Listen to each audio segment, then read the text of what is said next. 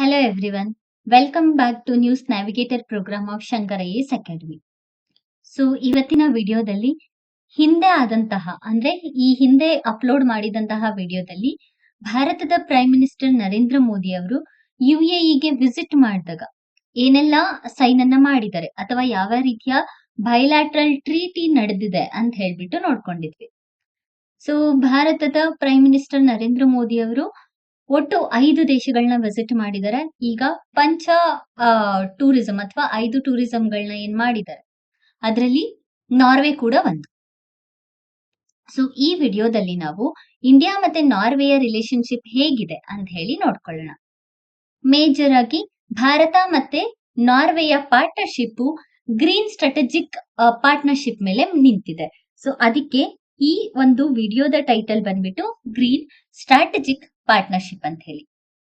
So ಯಾಕೆ green strategic partnership ಅಂತ ಹೇಳಿದ್ರೆ, ನಾರ್ವೆ ಬಂದ್ಬಿಟ್ಟು ನಮ್ಗೆ ನಾರ್ಡಿಕ್ ಕಂಟ್ರಿ, ಎಲ್ಲಿ ನಾರ್ವೆ ಒಂದು ಟಾಪ್ ಅಲ್ಲಿ ಇರುವಂತಹ ಪೋಲಾರ್ ರೀಜನ್ ಅಲ್ಲಿ ಇರುವಂತಹ ಕಂಟ್ರಿ, ಕರೆಕ್ಟ್ ಅಲ್ಲ? ಸೊ ಇಲ್ಲಿ ಎಕಾಲಜಿ ಅಥವಾ ನಮ್ಮ ಒಂದು ಎನ್ವಿರಾನ್ಮೆಂಟ್ ಏನಿದೆ ಅದರ ಮೇಜರ್ ಪ್ರೊಟೆಕ್ಷನ್ ನಡೆಯುತ್ತೆ. ಸೊ ಹಾಗಾಗಿ ಇಲ್ಲಿ ಮೇಜರ್ ಆಗಿ ಗ್ರೀನ್ ಸ್ಟ್ರಾಟಜಿಕ್ ಪಾರ್ಟ್ನರ್ಶಿಪ್ ಅನ್ನ ನಾವು ಕಾಣಬಹುದಾಗತ್ತೆ. ಮೋದಿ ಅವರ 5 ಕಂಟ್ರಿ ಟೂರ್ಸ್ ಅಲ್ಲಿ ನಾರ್ವೆ 2ನೆಯ ದೇಶ. ಸೊ ಇದು ಸೆಕೆಂಡ್ ನೇಷನ್ ಭಾರತದ ಪ್ರಧಾನಮಂತ್ರಿ ಮೋದಿ ಅವರು ವಿಸಿಟ್ ಮಾಡಿರೋದ್ರಲ್ಲಿ. ಸೊ ಒಟ್ಟು 40 ವರ್ಷದ ನಂತರ ನಾರ್ವೆಗೆ ವಿಸಿಟ್ ಮಾಡಿದಂತಹ ಪ್ರೈಮ್ ಮಿನಿಸ್ಟರ್ ನರೇಂದ್ರ ಮೋದಿ ಅವರು. ಆ ಒಂದು ಹೆಗ್ಗಳಿಕೆಯನ್ನ ಇಲ್ಲಿ ತಿಳಿಸಲಾಗಿದೆ. ಭಾರತ ಹಾಗೂ ನಾರ್ವೆ ಬೈಲ್ಯಾಟ್ರಲ್ ರಿಲೇಶನ್ಶಿಪ್ ಅನ್ನ ನೋಡ್ಕೊಂಡ್ರೆ ಹೇಗಿದೆ ಎರಡು ದೇಶಗಳ ಮಧ್ಯೆ ರಿಲೇಶನ್ಶಿಪ್ ಅಂತ ಹೇಳಿ ನೋಡೋಣ. ಮೊದಲಿಗೆ ಇವರಿಬ್ಬರ ರಿಲೇಶನ್ಶಿಪ್ ಅಂದ್ಬಿಟ್ಟು ಲಾಂಗ್ ಸ್ಟ್ಯಾಂಡಿಂಗ್ ಪಾರ್ಟ್ನರ್ಶಿಪ್. ಸೊ ಇಬ್ರದು ಕೂಡ ಒಂದು ಲಾಂಗ್ ಸ್ಟ್ಯಾಂಡಿಂಗ್ ಪಾರ್ಟ್ನರ್ಶಿಪ್. ಯಾಕೆ ಅಂತ ಹೇಳಿದ್ರೆ ಎರಡೂ ದೇಶದ ರಿಲೇಶನ್ಶಿಪ್ ಈಗ ಸ್ಟಾರ್ಟ್ ಆಗ್ತಿರೋದಲ್ಲ. 1947ರಲ್ಲಿ ಭಾರತಕ್ಕೆ ಸ್ವಾತಂತ್ರ್ಯ ಬಂತು ಅಲ್ಲ, ಆವಾಗಿಂದನೇ ನಾರ್ವೆ ಭಾರತವನ್ನ ಒಂದು ಸಾವೆರಿಯನ್ ಕಂಟ್ರಿ ಆಗಿ ನೋಡ್ತಾ ಇದೆ. ಸೊ ಆಗಿಂದನೇ ಭಾರತ ಮತ್ತೆ ನಾರ್ವೆಯ ಒಂದು ರಿಲೇಶನ್ಶಿಪ್ ಸ್ಟಾರ್ಟ್ ಆಗಿದೆ. ಸೊ ಯಾಕೆ ಇದನ್ನ ಲಾಂಗ್ ಸ್ಟ್ಯಾಂಡಿಂಗ್ ಪಾರ್ಟ್ನರ್ಶಿಪ್ ಮೇಲೆ ಬಿಲ್ಟ್ ಮಾಡಲಾಗಿದೆ ಅಂತ ಹೇಳ್ತಿದ್ದೀನಿ ಅಂತ ಹೇಳಿದ್ರೆ, ಎರಡೂ ದೇಶಗಳು ಕೂಡ ಡೆಮೊಕ್ರೆಟಿಕ್ ವ್ಯಾಲ್ಯೂಸ್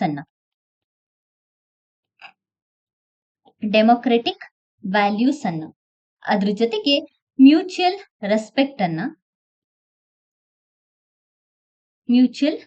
ರೆಸ್ಪೆಕ್ಟ್ ಜೊತೆಯಲ್ಲಿ ಗ್ರೋಯಿಂಗ್ ಕೋಆಪರೇಷನ್ ನ ಡಿಫರೆಂಟ್ ಸೆಕ್ಟರ್ಸ್ ಅಲ್ಲಿ ಮಾಡ್ಕೊಂಡಿದೆ.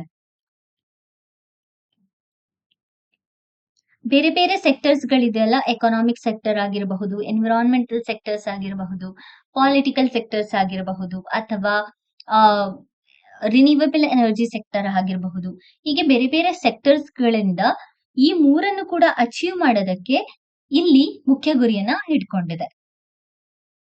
ಸೊ ಹಾಗಾಗಿ ಭಾರತ ಮತ್ತೆ ನಾರ್ವೆಯ ಸಂಬಂಧ ಏನಿದೆ ಇದು ಲಾಂಗ್ ಸ್ಟ್ಯಾಂಡಿಂಗ್ ಪಾರ್ಟ್ನರ್ಶಿಪ್ ಅಂತ ಹೇಳ್ಬೋದಾಗತ್ತೆ. ಬಿಕಾಸ್ ಎರಡು ಕೂಡ ಮ್ಯೂಚುವಲ್ ಕೋಆಪರೇಷನ್ ಅಥವಾ ಮ್ಯೂಚುವಲ್ ರೆಸ್ಪೆಕ್ಟ್ ಜೊತೆಗೆ ಡೆಮೊಕ್ರೆಟಿಕ್ ವ್ಯಾಲ್ಯೂಸ್ ಅನ್ನ ಎತ್ತಿ ಹಿಡಿತಾ ಇರುವಂತಹ ದೇಶಗಳು.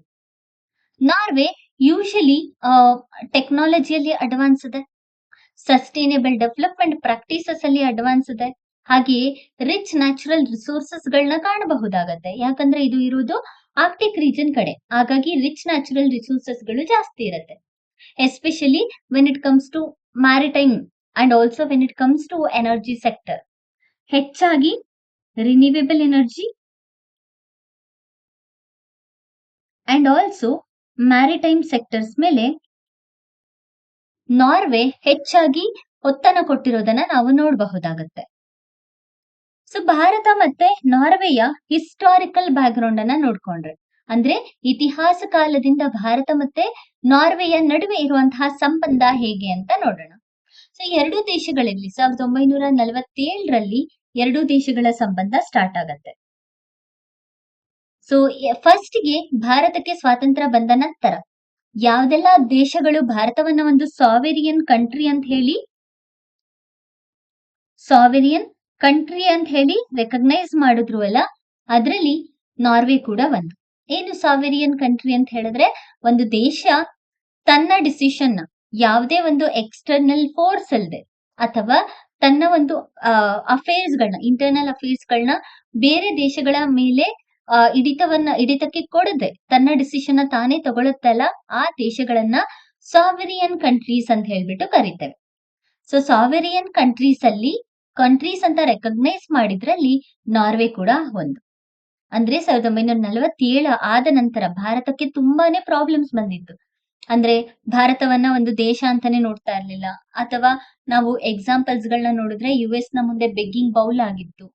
ಎಜುಕೇಶನ್ ಸೆಕ್ಟರ್ ಅಲ್ಲಿ ಹಿಂದೆ ಉಳಿದಿತ್ತು. ಪಾವರ್ಟಿ ಜಾಸ್ತಿ ಇತ್ತು. ಅನ್‌ಎಂಪ್ಲಾಯ್ಮೆಂಟ್ ಜಾಸ್ತಿ ಇತ್ತು. ಕರೆಕ್ಟ್ ಅಲ್ವಾ?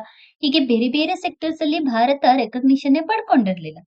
ಆ ಸಮಯದಲ್ಲೇನೆ ನಾರ್ವೆ ಭಾರತವನ್ನ ಒಂದು ಸಾವೆರಿಯನ್ ಕಂಟ್ರಿ ಅಂತ ಹೇಳ್ಬಿಟ್ಟು ರೆಕಗ್ನೈಸ್ ಮಾಡ್ತು.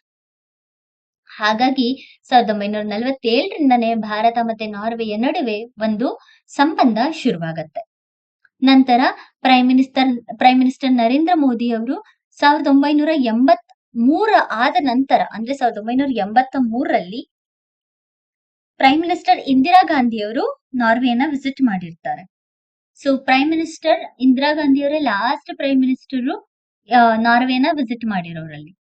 ಸೊ ಅವರ ವಿಸಿಟಿನ ನಂತರ ನೆಕ್ಸ್ಟ್ 40 ವರ್ಷಗಳ ನಂತರ ಭಾರತದ ಪ್ರೈಮ್ ಮಿನಿಸ್ಟರ್ ನರೇಂದ್ರ ಮೋದಿ ಅವರೇ ನಾರ್ವೆಯನ್ನ ವಿಸಿಟ್ ಮಾಡಿರೋರು.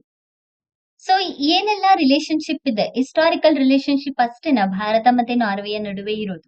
ಇಲ್ಲ, ಭಾರತ ಮತ್ತೆ ನಾರ್ವೆಯ ನಡುವೆ ಈವನ್ ಸ್ಟ್ರಾಟಜಿಕ್ ಮತ್ತೆ ಡಿಪ್ಲೊಮ್ಯಾಟಿಕ್ ಎಂಗೇಜ್ಮೆಂಟ್ ಕೂಡ ಆಗಿದೆ.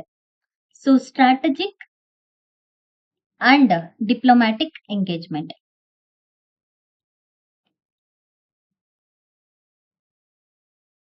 ಸೊ ಏನಿದು ಸ್ಟ್ರಾಟಜಿಕ್ ಅಂಡ್ ಡಿಪ್ಲೊಮ್ಯಾಟಿಕ್ ಎಂಗೇಜ್ಮೆಂಟ್? ಎರಡೂ ದೇಶಗಳು ಕಾಮನ್ ವ್ಯೂಸ್ ಅನ್ನ ಶೇರ್ ಮಾಡ್ತವೆ. ಲೈಕ್ ಯಾವ್ಯಾವ್ದ್ರಲ್ಲಿ ಕಾಮನ್ ವ್ಯೂಸ್ ಅನ್ನ ಶೇರ್ ಮಾಡ್ತದೆ ಅಂತ ಹೇಳಿದ್ರೆ, ಇಂಟರ್ನ್ಯಾಷನಲ್ ಆರ್ಡರ್ ಆಗಿರಬಹುದು, ಅಥವಾ ಟೆರರಿಸಂ ಅನ್ನ ಕಾಂಬ್ಯಾಟ್ ಮಾಡೋದ್ರಲ್ಲಾಗಿರಬಹುದು, ಅಥವಾ ಕೌಂಟರ್ ಟೆರರಿಸಂ ನ ಮಾಡೋದ್ರಲ್ಲಾಗಿರಬಹುದು, ಅಥವಾ ಸಸ್ಟೈನಬಲ್ ಡೆವಲಪ್ಮೆಂಟ್ ಕಾನ್ಸೆಪ್ಟ್ ಅಲ್ಲಾಗಿರಬಹುದು, ಅಥವಾ ಕ್ಲೈಮೇಟ್ ಚೇಂಜ್ ಆಗಿರಬಹುದು. ಬೇರೆ ಬೇರೆ ಸೆಕ್ಟರ್ಸ್ ಅಲ್ಲಿ ಎರಡು ಕೂಡ ಒಂದು ಕಾಮನ್ ವ್ಯೂ ಅನ್ನ ಹೊಂದಿದೆ. ಸಸ್ಟೈನಬಲ್ ಡೆವಲಪ್ಮೆಂಟ್ ಮಾಡಬೇಕು ಅಥವಾ ಟೆರರಿಸಂ ನ ಮಿಟಿಗೇಟ್ ಮಾಡಬೇಕು, ಈ ತರದ ಸ್ಟೆಪ್ಸ್ ಗಳಲ್ಲಿ ಎರಡು ಕೂಡ ಕಾಮನ್ ವಿಷನ್ ಹೊಂದಿದೆ. ನಂತರ ಎರಡೂ ದೇಶಗಳು ಕೂಡ United Nations, World Trade Organisation ಹಾಗೆ ಬೇರೆ ಬೇರೆ ಇಂಟರ್ನ್ಯಾಷನಲ್ ಕ್ಲೈಮೇಟ್ ಅಗ್ರಿಮೆಂಟ್ ಅಲ್ಲಿ ಎರಡೂ ದೇಶಗಳು ಕೂಡ ಆಕ್ಟಿವ್ ಆಗಿ ಪಾರ್ಟಿಸಿಪೇಟ್ ಮಾಡುವುದನ್ನ ನಾವು ಕಾಣಬಹುದಾಗತ್ತೆ. ಪ್ಯಾರಿಸ್ ಅಗ್ರಿಮೆಂಟ್ಸ್ ಅಲ್ಲಾಗಿರಬಹುದು, ಅಥವಾ UNFCCC ಅಲ್ಲಾಗಿರಬಹುದು, UNCCD ಅಲ್ಲಾಗಿರಬಹುದು, ಈವನ್ CBD ಅಲ್ಲಾಗಿರಬಹುದು. ಹೀಗೆ ಬೇರೆ ಬೇರೆ ಅಗ್ರಿಮೆಂಟ್ಸ್ ಅಲ್ಲಿ, ಎನ್ವಿರಾನ್ಮೆಂಟಲ್ ಅಗ್ರಿಮೆಂಟ್ಸ್ ಅಲ್ಲೂ ಕೂಡ ನಾವು ನಾರ್ವೆ ಮತ್ತೆ ಭಾರತ ಎರಡು ಕೂಡ ಆಕ್ಟಿವ್ ಆಗಿ ಪಾರ್ಟಿಸಿಪೇಟ್ ನ ಮಾಡಿ ಕ್ಲೈಮೇಟ್ ರಿಲೇಟೆಡ್ ಸ್ಟೆಪ್ಸ್ ಗಳನ್ನ ತಗೊಳ್ತಾ ಇರೋದನ್ನ ನೋಡಬಹುದಾಗತ್ತೆ. ಈವನ್ ನಾರ್ವೆ ಕನ್ಸಿಸ್ಟೆಂಟ್ ಆಗಿ ಅಂದ್ರೆ ಭಾರತಕ್ಕೆ ಸಪೋರ್ಟ್ ಮಾಡ್ತಾ ಇದೆ. ಯಾವ್ದ್ರಲ್ಲಿ ಭಾರತಕ್ಕೆ ಸಪೋರ್ಟ್ ಮಾಡ್ತಿದೆ ಅಂತ ಹೇಳಿದ್ರೆ, ಭಾರತ ಯುನೈಟೆಡ್ ನೇಷನ್ ಸೆಕ್ಯೂರಿಟಿ ಕೌನ್ಸಿಲ್ಗೆ, united nation security council. So Bharat united nation security ಕೌನ್ಸಿಲ್ಗೆ ಪರ್ಮನೆಂಟ್ ಮೆಂಬರ್ಶಿಪ್ ನ ಬೇಕು ಅಂತ ಹೇಳ್ಬಿಟ್ಟು ತುಂಬಾ ವರ್ಷಗಳಿಂದ ಹೇಳ್ತಾ ಇದೆ. ಕರೆಕ್ಟ್ ಅಲ್ಲ?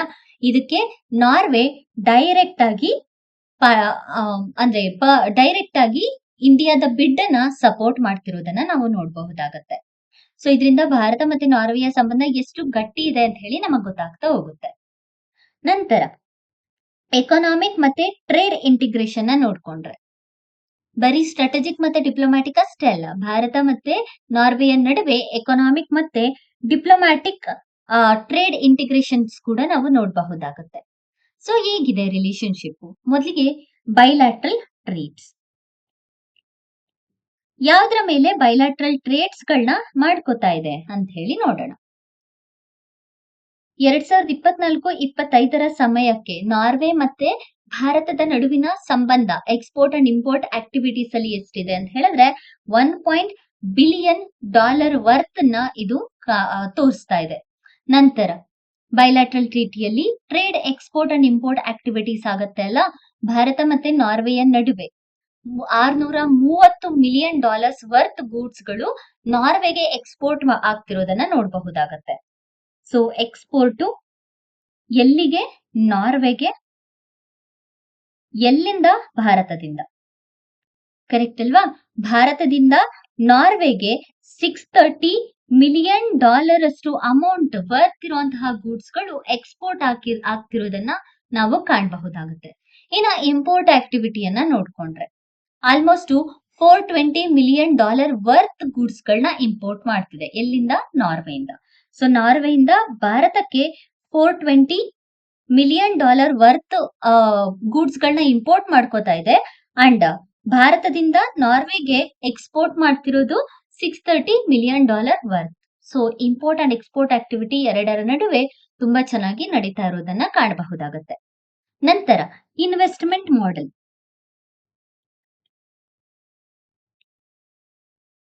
ಸೊ ಏನಿದು ಇನ್ವೆಸ್ಟ್ಮೆಂಟ್ ಮಾಡೆಲ್ ಅಂತ ಹೇಳಿದ್ರೆ, ಭಾರತದ ಸೆಕ್ಟರ್ಸ್ ಅಲ್ಲಿ ನಾರ್ವೆ ಯಾವ್ದಕ್ಕೆಲ್ಲ ಇನ್ವೆಸ್ಟ್ ಮಾಡ್ತಾ ಇದೆ ಅಥವಾ ನಾರ್ವೆಗೆ ಭಾರತ ಯಾವ್ದ್ರಲ್ಲಿ ಇನ್ವೆಸ್ಟ್ ಮಾಡ್ತಿದೆ? ನಾರ್ವೆಯ ಕಂಪನೀಸ್ಗಳು ಭಾರತದ ರಿನ್ಯೂವೇಬಲ್ ಎನರ್ಜಿ ಸೆಕ್ಟರ್ಸ್ ಅಲ್ಲಿ ಕಾಣಬಹುದು. ಈವನ್ ಟೆಲಿಕಮ್ಯುನಿಕೇಶನ್ ಅಲ್ಲಿ ಕೂಡ ಭಾರತದಲ್ಲಿ ನಾರ್ವೆಯ ಕಂಪನೀಸ್ಗಳಿವೆ, ಶಿಪ್ಪಿಂಗ್ ಅಲ್ಲಿವೆ, ಅಥವಾ ಇನ್ಫಾರ್ಮೇಶನ್ ಟೆಕ್ನಾಲಜಿ ಅಂತಹ ಬೇರೆ ಬೇರೆ ಸೆಕ್ಟರ್ಸ್ ಗಳಲ್ಲಿ ನಾರ್ವೆಯ ಬೇರೆ ಬೇರೆ ಕಂಪನೀಸ್ ಗಳನ್ನ ನಾವು ನೋಡಬಹುದಾಗತ್ತೆ. ಇದೆಲ್ಲಾ ಸೆಕ್ಟರ್ಸ್ ಗಳಲ್ಲೂ ಕೂಡ ಮೇಜರ್ ಆಗಿ ನಾರ್ವೆ ಭಾರತಕ್ಕೆ ಇನ್ವೆಸ್ಟ್ ಅನ್ನ ಮಾಡ್ತಾ ಇದೆ. Usually IT, renewable energy and also telecommunication major ಆಗಿ ಇನ್ವೆಸ್ಟ್ಮೆಂಟ್ ಅನ್ನ ಪಡ್ಕೊಂಡಿರುವಂತಹ ಭಾರತದ ಸೆಕ್ಟರ್ಸ್ ಗಳು.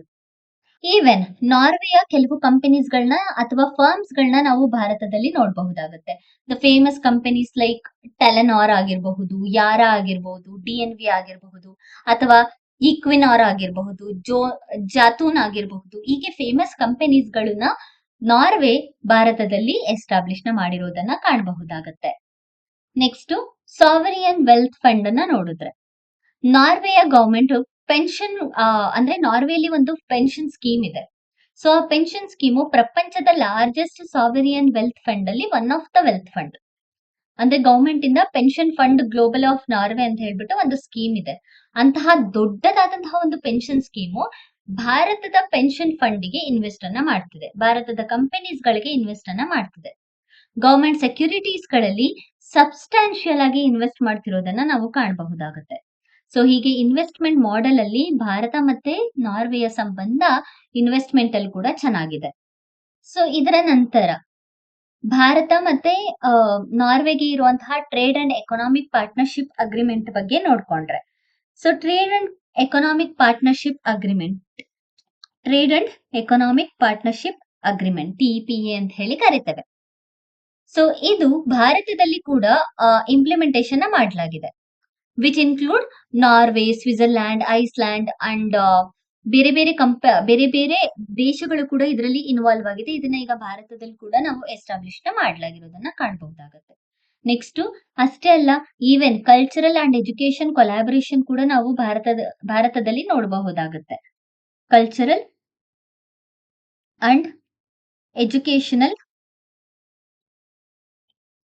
ಕೊಲಾಬರೇಷನ್. ಸೊ ಎರಡನ್ನು ಕೂಡ ನೋಡಿದ್ರೆ ಭಾರತದ ಡಯಾಸ್ಪೋರಾವನ್ನ ನಾವು ನಾರ್ವೆಯಲ್ಲಿ ನೋಡಬಹುದಾಗುತ್ತೆ. ಭಾರತದ ಡಯಾಸ್ಪೋರಾ 30,000 ಜನಗಳನ್ನ ನಾವು ನಾರ್ವೆಯಲ್ಲಿ ಕಾಣಬಹುದಾಗುತ್ತೆ. ಹಾಗೆಯೇ ಭಾರತದ ಸ್ಟೂಡೆಂಟ್ಸ್ ಮತ್ತೆ ಟೀಚರ್ ಮೆಂಬರ್ಸ್ ಗಳನ್ನು ಕೂಡ ನಾರ್ವೆಯಲ್ಲಿ ನೋಡಬಹುದಾಗುತ್ತೆ, ಬೇರೆ ಬೇರೆ ಯೂನಿವರ್ಸಿಟೀಸ್ ಗಳಲ್ಲಿ. 40ಕ್ಕಿಂತ ಹೆಚ್ಚು ಇಂಡಿಯನ್ ಅಸೋಸಿಯೇಷನ್ಸ್ ಗಳನ್ನ ನಾರ್ವೆಯಲ್ಲಿ ಕಾಣಬಹುದು.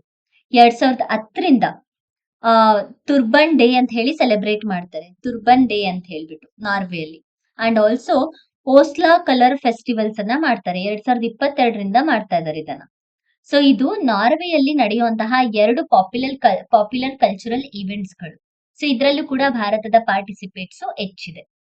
ಸೊ ಎರಡು ನೆನಪಿರ್ಬೇಕಾಗುತ್ತೆ, 2010ರಿಂದ ಸ್ಟಾರ್ಟ್ ಮಾಡಿದಂತಹ ತುರ್ಬನ್ ಡೇ ಅಂಡ್ 2022ರಿಂದ ಸ್ಟಾರ್ಟ್ ಮಾಡಿದಂತಹ ಓಸ್ಲೋ ಕಲರ್ ಫೆಸ್ಟಿವಲ್. ಸೊ ಇದೆರಡು ಕೂಡ ನೆನಪಿರ್ಬೇಕು. ಸೊ ನಾವು ಇವಾಗ ಬ್ಯಾಕ್ ಗ್ರೌಂಡ್ ಗೊತ್ತಾಯ್ತು, ಹೇಗೆ ರಿಲೇಶನ್ಶಿಪ್ ಮುಂದುವರಿತಾ ಇದೆ ಅಂತ ಕೂಡ ಗೊತ್ತಾಯ್ತು. ನಾವು will see the current affairs. Recent ಆಗಿ ಪ್ರೈಮ್ ಮಿನಿಸ್ಟರ್ ನರೇಂದ್ರ ಮೋದಿ ಅವರು ಮೊನ್ನೆ ವಿಸಿಟ್ ಮಾಡಿ ಬಂದಿದ್ದಾರಲ್ವಾ, ಅದರ ಇನಿಷಿಯೇಟಿವ್ಸ್ ಅನ್ನ ನೋಡೋಣ. It depends on green strategic partnership. ಇದನ್ನ ಓಸ್ಲೋ ಸಮ್ಮಿಟ್ ಅಂತಾನೆ ಕರಿಬಹುದು.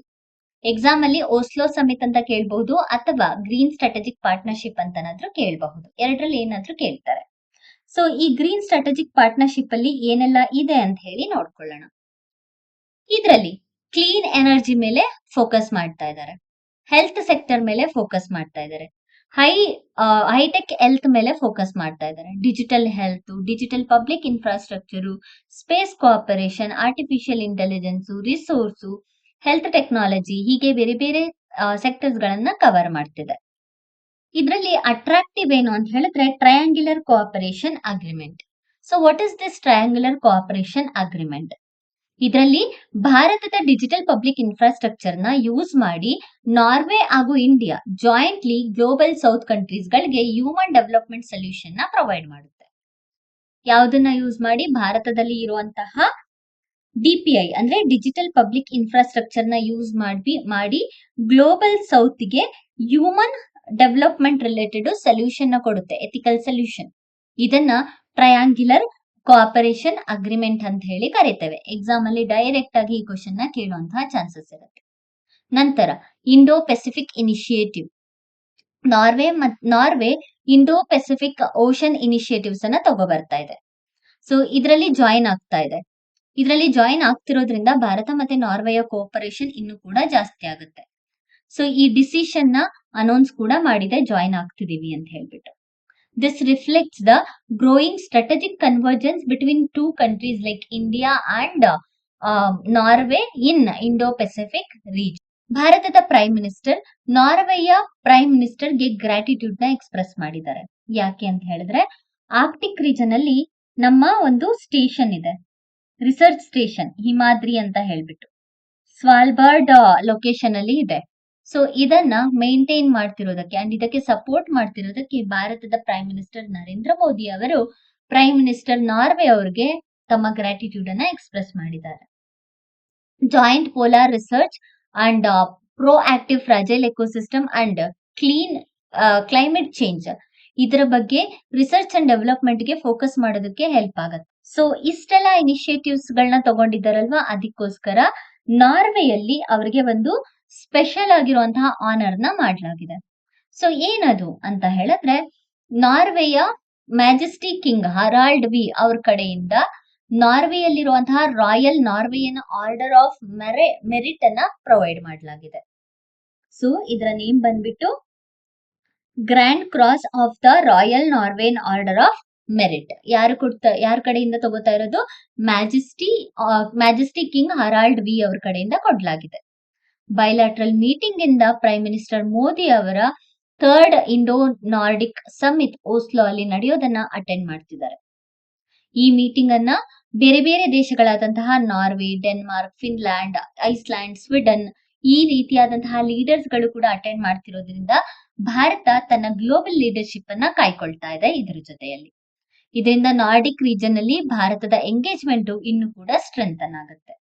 ಸೊ ಇದು ಇಂಡೋ ಮತ್ತೆ ನಾರ್ವೆ ರಿಲೇಶನ್ಶಿಪ್. ಎಕ್ಸಾಮ್ ಪರ್ಸ್ಪೆಕ್ಟಿವ್ ಆಗಿ ಇಂಡೋ ಮತ್ತೆ ನಾರ್ವೆ ರಿಲೇಶನ್ಶಿಪ್ ಇಂಪಾರ್ಟೆಂಟ್. ಯಾಕೆ ಅಂದ್ರೆ 40 ವರ್ಷಗಳ ನಂತರ ಭಾರತದ ಪ್ರೈಮ್ ಮಿನಿಸ್ಟರ್ ನಾರ್ವೆನ ವಿಸಿಟ್ ಮಾಡಿರೋದ್ರಿಂದ ಎಕ್ಸಾಮ್ ಅಲ್ಲಿ ನಾರ್ವೆ ಬಗ್ಗೆ ಇಂಟರ್ನ್ಯಾಷನಲ್ ರಿಲೇಶನ್ಶಿಪ್ ಕಾನ್ಸೆಪ್ಟ್ ಅಲ್ಲಿ ಕ್ವಶನ್ ರೈಸ್ ಆಗುತ್ತೆ.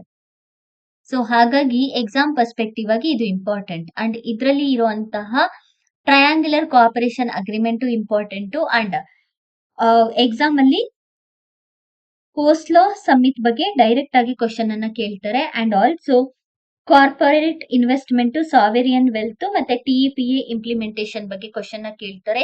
ಇಂಡೋ ಪೆಸಿಫಿಕ್ ರೀಜನ್ ನ್ಯೂಸ್ ಅಲ್ಲಿ ಇರೋದ್ರಿಂದ ಇಂಡೋ ಪೆಸಿಫಿಕ್ ಬಗ್ಗೆ ಕೂಡ ಕ್ವಶನ್ ಅರೈಸ್ ಆಗುತ್ತೆ. ಈ ಒಂದು ನಿಟ್ಟಿನಲ್ಲಿ ಒಂದು ಪ್ರಿಲಿಮ್ಸ್ ಕ್ವಶನ್ ನ ನೋಡ್ಕೊಳ್ಳೋಣ. ಯಾವ ರೀತಿ ಪ್ರಿಲಿಮ್ಸ್ ಅಲ್ಲಿ ಕ್ವಶನ್ ಕೇಳಬಹುದು ಅಂತ. Consider the following statement regarding recently elevated India-Norway green strategic partnership.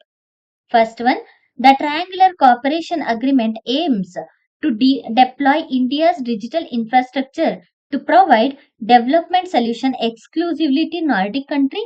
ಇಲ್ಲ, ಗ್ಲೋಬಲ್ ಸೌತ್ ಅಂತ ಹೇಳ್ಬಿಟ್ಟು ಇಲ್ಲಿ ನೋಡಿದ್ವಿ, ಕರೆಕ್ಟ್ ಅಲ್ವಾ?